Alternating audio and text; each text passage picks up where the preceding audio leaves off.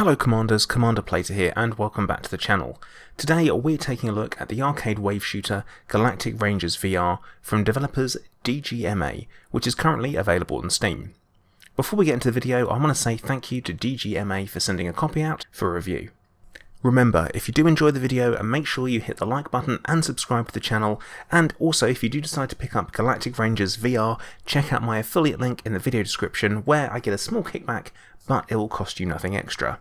Right, on to the review. Hardware wise, I'm playing using a HTC Vive and my machine is running a GTX 1080, a 6700K processor, 16GB of RAM, and the game is installed on an SSD.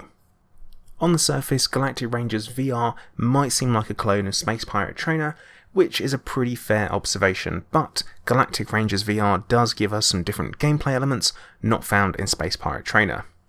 I thought we'd get the obvious comparison out of the way early, because let's face it, you're all thinking it.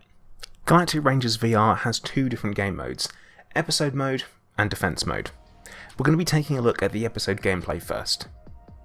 In episode gameplay, you have the choice of different episodes to play through. Episode gameplay has the player stood on a moving platform, zipping through space facing waves of enemies.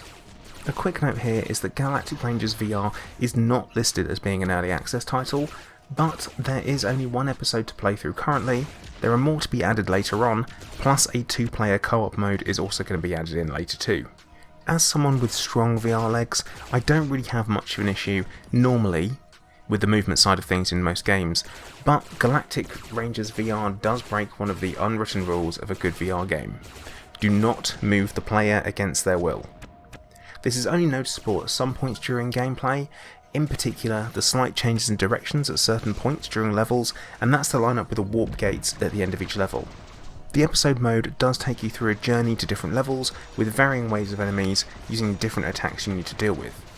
Enemy fire can be deflected using shields in each hand, along with being able to shoot the projectiles out of the sky.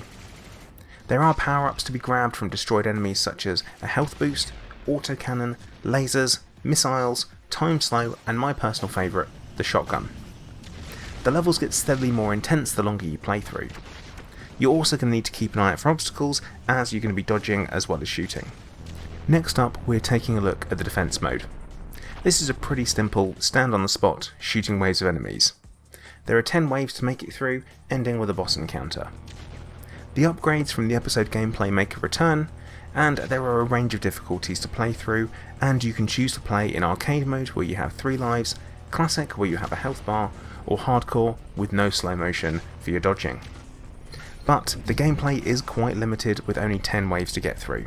The devs do claim there is some story to be had as the game progresses, but honestly I can't seem to see this anywhere in my playthrough so far. Overall the gunplay is pretty satisfying, and vast spacescapes are eye candy in VR. The episode gameplay is really where you're going to be spending most of your time.